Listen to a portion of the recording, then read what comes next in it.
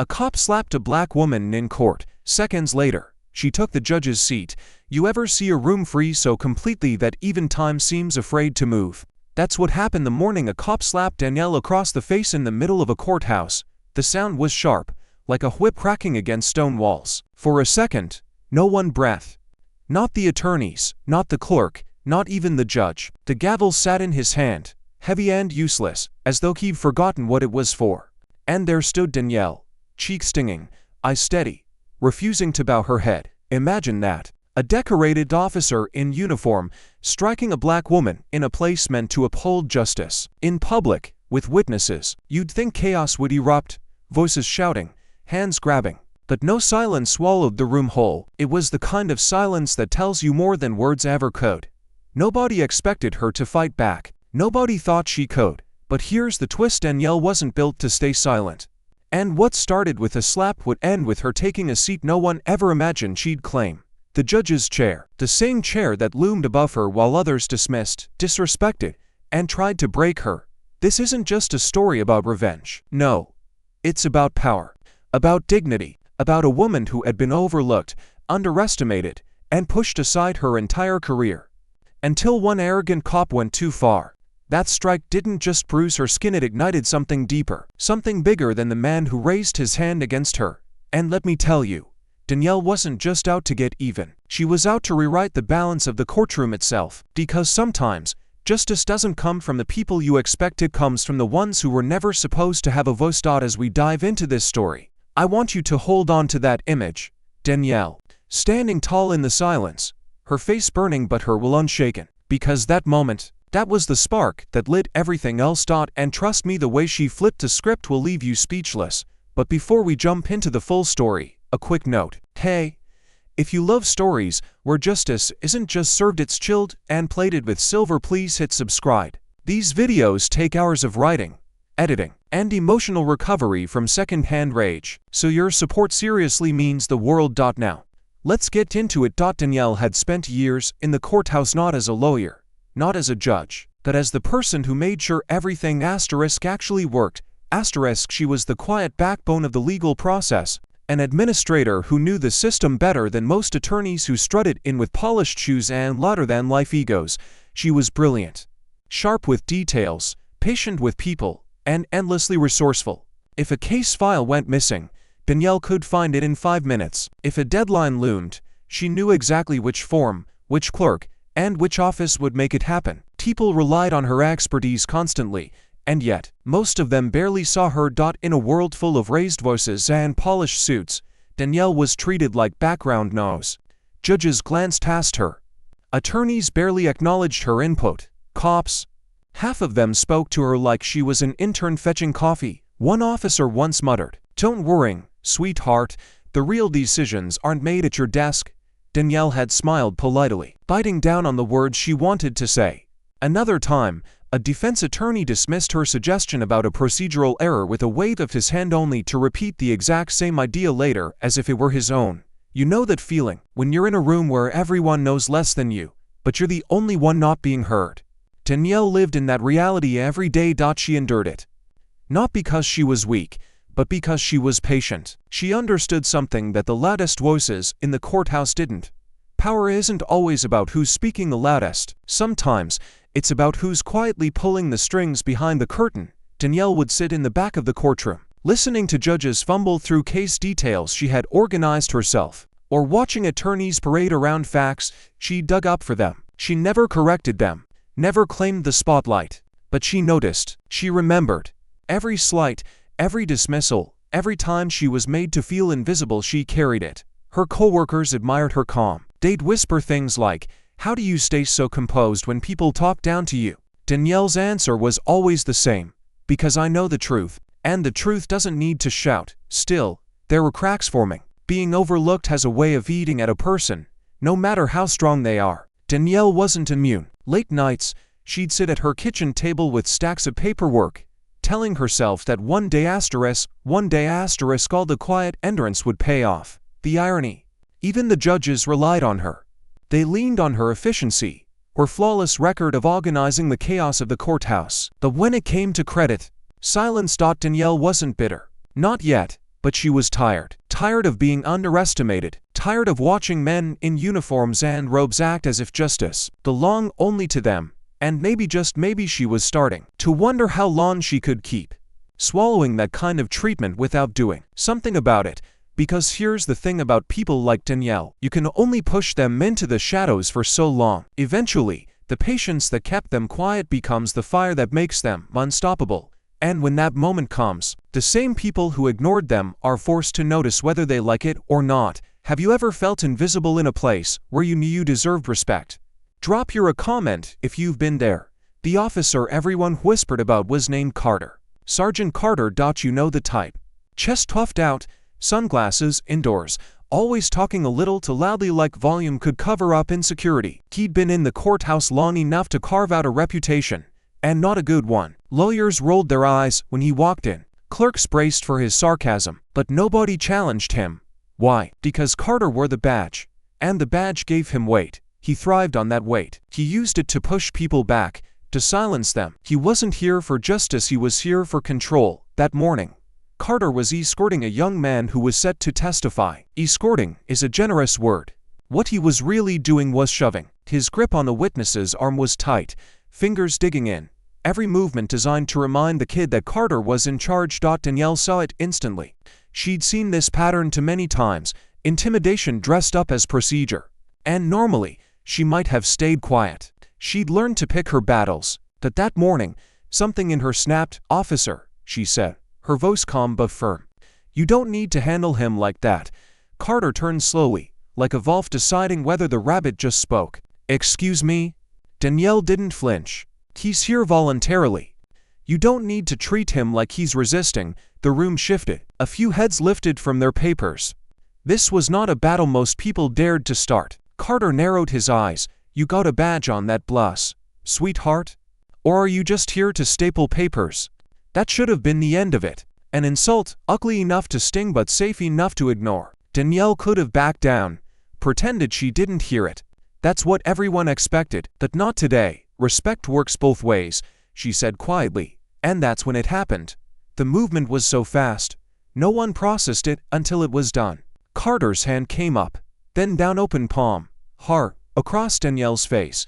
The sound cracked through the courtroom like lightning. A single slap, flesh against flesh, echoing in a room built for words, not violence. Everything stopped. The witness froze mid-step. The attorneys sat back in their chairs. Even the air felt heavy, unwilling to move. Danielle's cheek burned. Her ears rang. But she didn't stagger, didn't cry out. She just stood there, eyes locked on Carter's, steady and unbroken. And that silence, it was deafening. The judge finally cleared his throat, voice shaking. "Officer, let's, return to order, return to order." That was it. No reprimand, no gavel pounding, just a weak attempt to smooth over the chaos as if nothing had happened. Carter smirked, satisfied, as if he'd just put Danielle in her place. The audacity of it made Danielle's stomach churn, because this wasn't just about one slap. It wasn't about Carter losing his temper. It was about every single time the system had told her she didn't belong. Every time she'd been dismissed, talked over, ignored, belittled. That hand across her face carried the weight of years of institutional disrespect, and in that moment, Danielle understood something crystal clear. The system wasn't broken by accident. It was working exactly as it was built, to protect men like Carter and silence women like her. But here's what Carter didn't know. That slap didn't break Danielle. It lit her fuse. She pressed her lips together, took a slow breath, and turned back toward the bench. The judge couldn't even look her in the eye. His gaze darted to his papers, cowardly, complicit. The bailiff stayed frozen, caught between duty and fear. The attorneys avoided her eyes, as though silence might make them invisible. It was clear no one was going to stand for her. Not here. Not now. So Danielle made a promise to herself in that split second. If the people in tower weren't going to defend her, she'd find a way to take that power for herself. And the best part, nobody in that room had the faintest idea what she was capable of. If you were standing in Danielle's shoes at that moment, what would you have done? Danielle didn't slam the door, and she walked into her apartment that night. She didn't throw anything or collapse into sobs.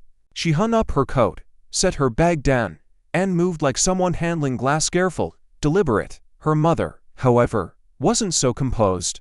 Key asterisk hit asterisk you. In open court. The words snapped through the room like firecrackers. Yes, Danielle said softly, settling onto the couch. Her friend Maya was pacing already, hands flying. Are you kidding me? People saw this. A police officer slapped you and asterisk nobody asterisk did a damn thing. Danielle pressed the cool rim of a glass of water to her cheek. It still throbbed. The redness had faded, but the sting lingered, buried deeper than skin. They saw it, she murmured. Her brother slammed a fist against the counter. So what's the plan? Press charges? Go to the papers? You can't let this slide. Donnie. Funny thing was she wasn't angry. Not in the way they expected. While everyone around her burned hot, she stayed calm. Almost too calm. Because inside, she wasn't bowling. She was asterisk processing. Asterisk every time she blinked, she saw it again. Carter's hand arcing through the air. The sharp crack, the way the room gasped, then folded into silence. And worst of all, the smirk. That crooked, satisfied smirk that said he'd won. She couldn't escape it. Not in her living room. Not even in her own head. By the next morning, it wasn't just her family whispering. The courthouse buzzed like a hive. And she was the honey. Clerks lingered in hallways, lowering their voices when she passed. That's her. The one Carter slapped. Some looked at her with pity, others with curiosity, as if humiliation made her a spectacle worth studying. But few, if any, looked at her with solidarity. Nobody stepped up to say, asterisk that was wrong. She didn't deserve that. Asterisk instead, the gossip turned her into a cautionary tale. Asterisk see what happens when you speak up. Asterisk that was the real slap, because if a man in uniform could strike her, in a courtroom, under the judge's nose and walk away untouched, what hope was there for anyone without her education, her connections, her so-called privilege? It gnawed at her, heavier with each whisper. At home, her family kept circling back to outrage. We'll sue him, her mother insisted. We'll shame him in the press. But Danielle just shook her head. If we play it their way, they'll bury me. You know that. Maya leaned forward, eyes sharp. Then what's your way? Danielle let the question hang. Because here's the thing. Carter hadn't just embarrassed her. He'd exposed the cracks in the entire system. Everyone's silence. The judge's cowardice. The whispers that grew louder than the truth. This wasn't just her battle anymore. She sipped her water, let the cold slide down her throat, and finally spoke. I don't want revenge for the slap. Not just that. I want to make sure he never has the power to do it again. Not to me. Not to anyone. Her brother frowned. So, what are you saying? Danielle's voice was quiet, steady. I'm saying I won't play small. If Carter thinks he'd humiliated me, he has no idea what's coming. And in that moment, for the first time since the sting of Carter's hand, she felt something shift. A deep, grounded certainty. This wasn't humiliation anymore. It was ignition. Her family fell silent, watching her. Sensing the steel hardening beneath her calm exterior, she set the glass down on the table and leaned back, her lips curling into the faintest smile. That's when something in me shifted, she thought. I wasn't going to just take this. I was going to change this. Would you have gone straight for revenge or played the long game? Danielle didn't rant on Facebook. She didn't storm into the precinct demanding apologies. That's what Carter expected. Loud outrage he could dismiss as emotional. Instead, she did what she'd always done best. She sat quietly, took out a legal pad, and started writing. But this wasn't just notes. This was a blueprint. You see, Danielle had spent years filing motions, drafting orders, cleaning up the mess attorneys left behind. She knew the system better than most of the judges sitting on the bench. She knew which forms were overlooked, which complaints were quietly buried, and exactly which rules officers like Carter thought no one else bothered to read. That night, under the glow of her desk lamp, she began building her plan. Cold, precise, ruthless in its patience. First, paperwork. The kind everyone else hated, the kind Carter ignored. Every disciplinary report, every complaint lodged against him, every time he'd bent the rules, Danielle dug them up. Not by breaking into files, but by following the exact procedures that everyone else was too lazy or too afraid to use. She found patterns. Witnesses who'd recanted, suspects released because of sloppy handling, officers who'd filed concerns about his temper, only for the forms to vanish into administrative limbo. Vanished, but not erased. Danielle knew where the shadows hid the bodies. Second, allies. For years, she'd been invisible in that courthouse. But invisibility had its perks. It made her the one people whispered to. Secretaries, junior clerks, even a bailiff, who admitted, in a low voice one afternoon, "Carter shoved me once when I told him he couldn't bring food into the chamber." Danielle didn't ask for loyalty. She simply listened. And one by one, the overlooked and underestimated started gravitating toward her. They weren't warriors. They weren't headline makers. But they were the gears of the machine. And with Danielle guiding them, the gears started grinding in Carter's direction. Meanwhile, she moved in silence. No raised voice, no grand speeches. Just quiet nudges. A document misplaced here. A forgotten reminder suddenly resurfacing there. Tiny moves that, to Carter, probably looked like bad luck, but luck doesn't pile up like that. Soon, complaints about him old and new were no longer being shelved. They were resurfacing, stamped, and processed properly. Then came the leaks. Nothing dramatic at first, just screenshots of forms. Whispers on social media about a decorated officer with a record that didn't match the badge. A reporter picked up a thread.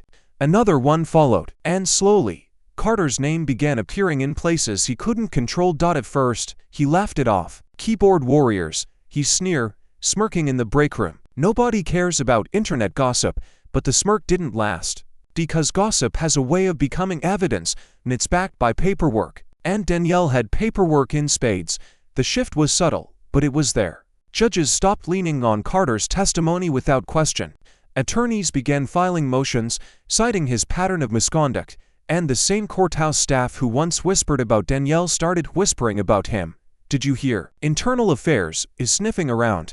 They say he's got a stack of unresolved complaints a mile high." For the first time in his career, Carter wasn't the one wielding power. He was the one ducking it. Danielle kept her distance, watching the cracks spread. She didn't gloat. She didn't announce her part in it. She simply kept feeding the machine documents, witnesses, allies. And the machine did what it always does when someone jams the gears with enough truth. It started grinding him down. Every week, Carter grew more restless, more short-tempered. The swagger softened into paranoia. And here's the part that really stung. The same silence that once smothered Danielle now suffocated him. Nobody defended him. Nobody stood up and said, "He's a good man," because too many people had felt his hand maybe not on their cheek, but on their dignity. The balance had shifted. And Danielle, she wasn't done. Not by a long shot, because her plan wasn't just about exposing Carter. It was about rewriting the narrative, turning her humiliation into a spotlight so bright, the system couldn't look away anymore. She didn't just want revenge. She wanted reform. And Carter had handed her the perfect case study gift wrap, with his own arrogance as the bow. What's your favorite example of karma catching up with someone who thought they were untouchable? At first, the story lived in whispers. A courthouse rumor. A scandal too ugly to say out loud, but too shocking not to spread. Then someone leaked the footage. The grainy clip showed it, all the officers' hands snapping across Danielle's face. The courtroom's collective gasp. The judge's frozen silence. No edits, no excuses. Just raw humiliation, immortalized on camera. Within hours, it was everywhere. Twitter threads, Facebook groups, headlines that asked questions nobody in power wanted to answer. Asterisk officer assaults black woman in open court, judge fails to intervene. Asterisk and suddenly, what the courthouse tried to bury was being dissected in living rooms, coffee shops, and newsrooms across the state. Attorneys who'd once brushed Danielle aside now watched the clip with narrowed eyes. "How did this happen in my courtroom?" one defense lawyer muttered, shaking his head. Clerks exchanged nervous looks. Even reporters started circling like sharks to smell blood. The judge, of course, tried to play it down. "I was maintaining order," he said in one lukewarm statement. Order? People weren't buying it. Not when the video showed him gripping his gavel like it weighed 100 pounds, paralyzed while a clock struck a woman inches from his bench, and the public noticed. Hard petitions demanded accountability. Think pieces popped up about systemic rot in the courts. Even morning talk shows replayed the slap, the silence, the smirk. Every time the clip looped, Carter's arrogance looked uglier, and the judge's cowardice looked worse. Inside the courthouse, the atmosphere shifted. Carter's swagger didn't land the same way anymore. Conversations died when he entered. Judges who once nodded at him now avoided eye contact. And Danielle, she moved through those same halls with a calm that almost unnerved people. The woman who'd been invisible was suddenly a center of gravity. It wasn't loud. It wasn't dramatic. But it was undeniable. You could see it in the way staff leaned toward her in the break room, lowering their voices to share tidbits in how reporters slipped her their cards, sensing she was the story behind the story, and in the way attorneys, the same ones who'd ignored her corrections on filings, now asked, "Danielle, what's your read on this case?" She never bragged, never gloated. She didn't need to. The power shift was obvious. At home, her friends teased her.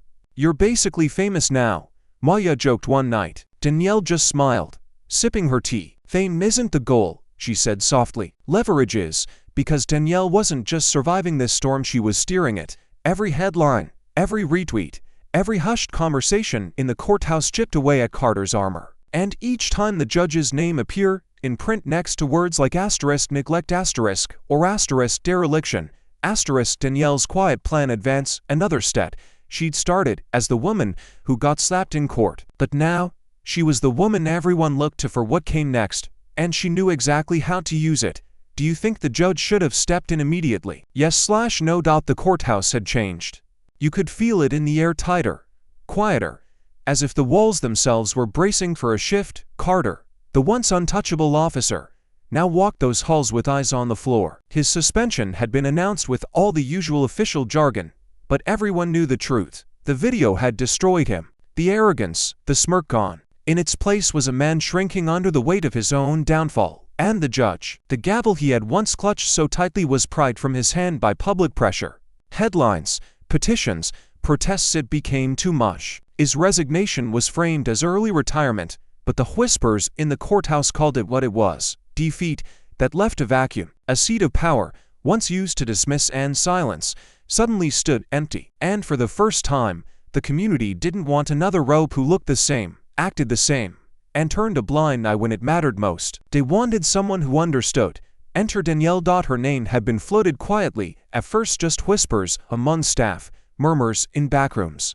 But her record spoke for itself. Years of flawless administration, a reputation for integrity, patience, and precision. And now, the undeniable support of a community that had rallied behind her when the system tried to break her. The day she walked into that courtroom again, everything felt different. No longer the woman behind the files, no longer the invisible worker holding the machine together. All others claimed the credit. She was the authority now. Danielle adjusted the rope heavier than she expected, but fitting all the same, and took her seat at the bench. The same bench where, not long ago, she'd stood as a target for Carter's arrogance. The same bench where silence had once been louder than justice.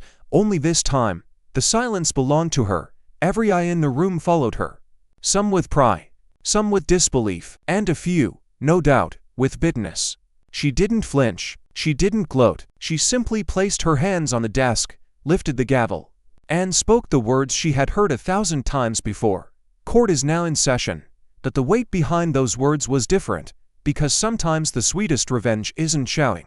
It isn't fighting in the moment, or even clapping back with words. It's walking in with authority they swore you'd never have. And in that moment, Danielle wasn't just commanding the courtroom. She was rewriting the story. The slap had been meant to silence her. Instead, it became the spark that placed her in the very seat of power the system once used against her. And everyone watching knew nothing about that courtroom would ever feel the same again. Sometimes, the sweetest revenge isn't shouting, it's walking in with authority they swore you'd never have. When Danielle looked back, she knew it was never just about that slap. That moment had been violent, humiliating, unforgettable, but it was only the spark. The real fire came from years of being told, in subtle ways, that she didn't belong. Every raised eyebrow when she spoke, every time her expertise was ignored, every meeting where her words were repeated by someone else, suddenly deemed brilliant. That courtroom wasn't just where Carter struck her. It was where every microaggression she had swallowed finally broke into the open. But here's the twist. Danielle didn't let that slap define her. She let it sharpen her. Instead of chasing revenge in the petty sense, she built something bigger. From her new position, she started making changes that mattered.